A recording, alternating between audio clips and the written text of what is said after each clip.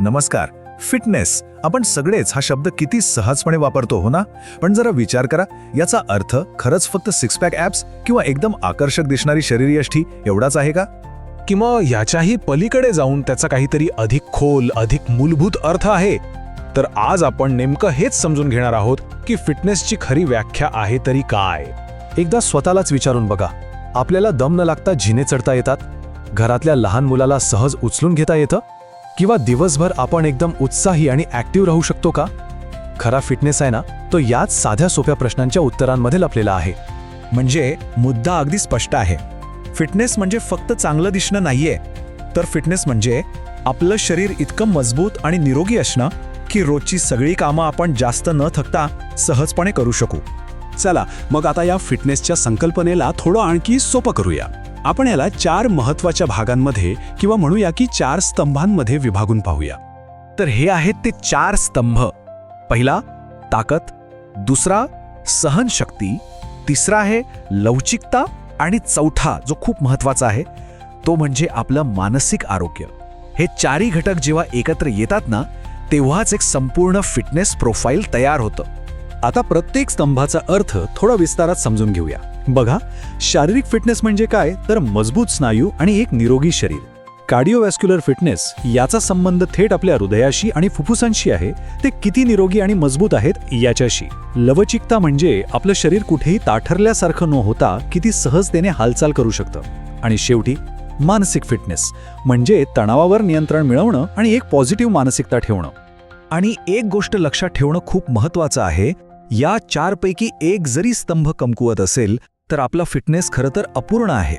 म्हणून सर्वांगीण आरोग्यासाठी या 4ही गोष्टींमध्ये एक बॅलन्स, एक संतुलन असणं अत्यंत गरजेचं आहे. ओके, तर आता एका इंटरेस्टिंग भागाकडे वळूया. फिटनेसशी संबंधित काही खूप मोठे गैरसमज आहेत नाही का? चला आज ते दूर करूया आणि सत्य काय आहे ते बघूया.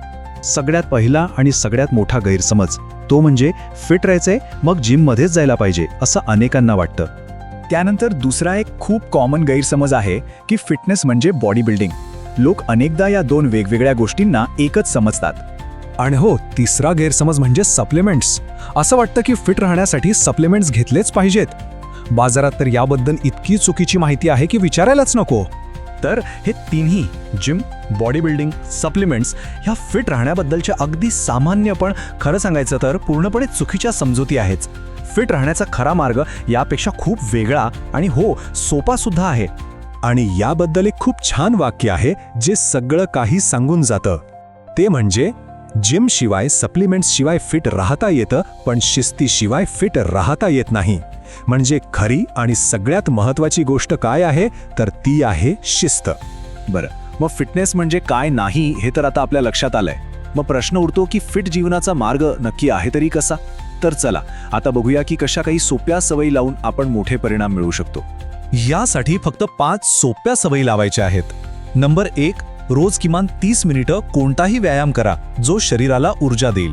नंबर 2, संतुलित आहार घ्या जेणेकरून शरीराला योग्य पोषण मिळेल.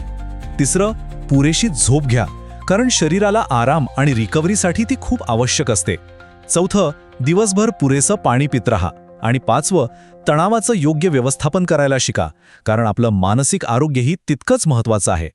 आणि लक्षात ठेवा, या सगळ्या सवयींमध्ये सगळ्यात महत्त्वाची गोष्ट कोणती असेल तर ती म्हणजे सातत्य. तुम्ही किती जास्त करताय यापेक्षा तुम्ही रोज करताय की नाही हे महत्त्वाचं आहे. हेच खरं रहस्य आहे. म्हणून आपण या सगळ्या चर्चेचा शेवट एका महत्त्वाच्या विचाराने करूया. फिटनेस हे काही गाठण्याचं ठिकाण नाही, तर ती एक जीवनशैली आहे. तो एक डेस्टिनेशन नाही तर एक प्रवास आहे जो सतत चालत राहतो. तर मग जाता जाता प्रत्येकाने स्वतःला एक प्रश्न विचारावा की या प्रवासाची सुरुवात करण्यासाठी असं कोणतं एक लहानसं पण सातत्यपूर्ण पाऊल आहे जे आजपासून उचललं जाऊ शकतं.